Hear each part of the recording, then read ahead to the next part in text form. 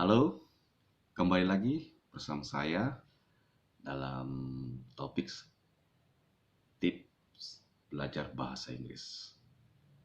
Nah, pada kesempatan kali ini saya ingin berbagi pengetahuan tentang bagaimana caranya kita bisa fasih atau mampu atau setidaknya ada eh, kesanggupan di situ dalam melakukan percakapan dalam bahasa Inggris.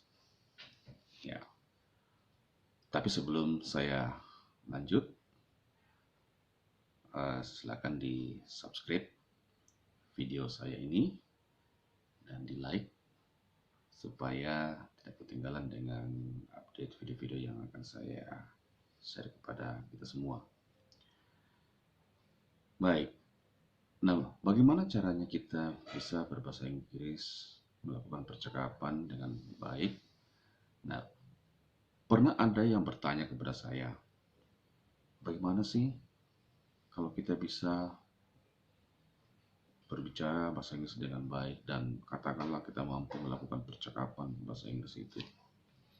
Atau ada yang mengatakan kepada saya mau belajar atau kursus bahasa Inggris, tetapi saya maunya langsung percakapan.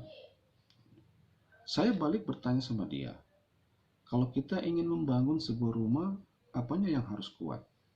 Dia bilang, ya dasar-dasar pondasinya yang harus kuat. Betul.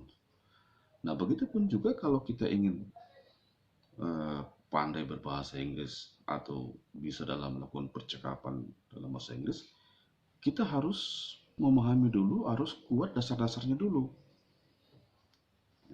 Nah, dasar-dasarnya apa yang saya maksudkan di sini adalah yang pertama, kita harus memahami tentang structure daripada bahasa Inggris itu sendiri, strukturnya. Karena tentu struktur bahasa Indonesia dengan bahasa Inggris pasti beda.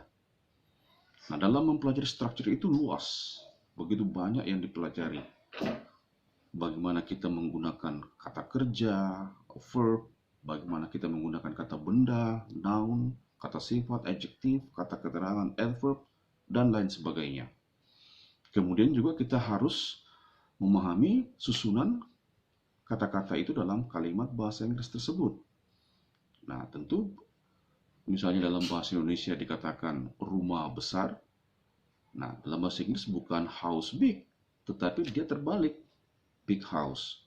Nah, seperti contoh kecil itu yang harus kita pahami dulu dalam menyusun kata-kata menjadi kalimat yang benar dalam bahasa Inggris.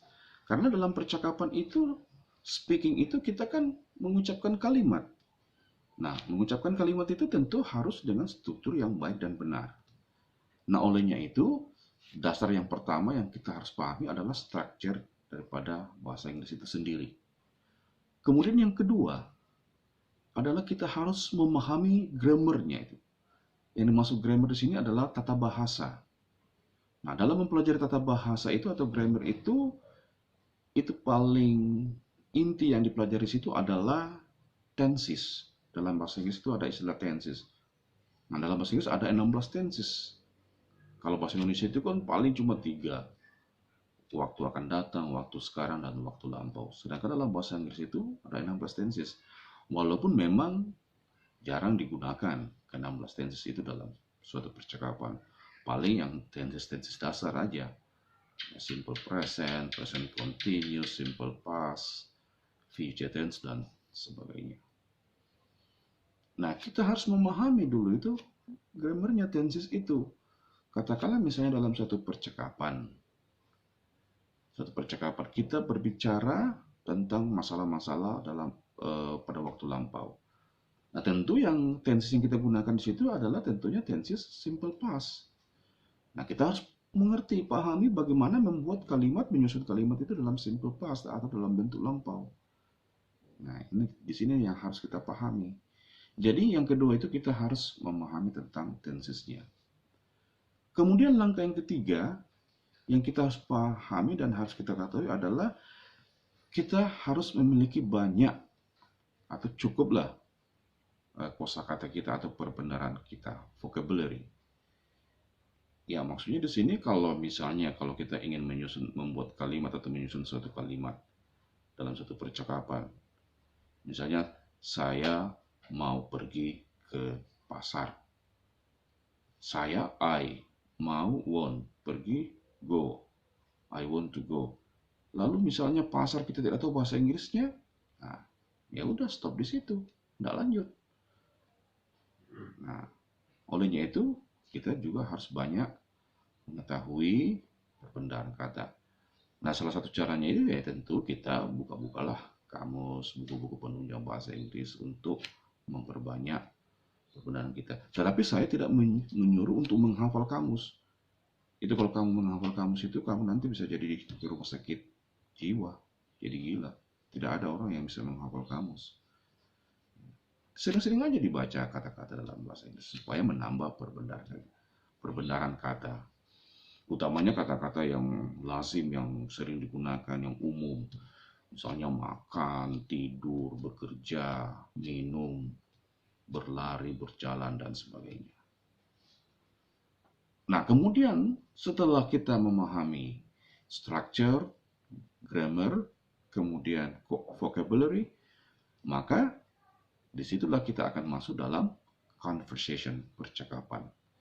Nah, dalam conversation itu akan dibarengi dengan mempelajari how to pronounce, bagaimana mempelajari pronunciation, pengucapan kata-kata itu dalam bahasa Inggris. Nah, jadi inilah langkah-langkah atau prosedur yang kita harus jalani kalau kita ingin dan bisa fasih untuk berbicara atau melakukan percakapan dalam bahasa Inggris. Nah, itulah tips yang saya berikan pada kesempatan ini.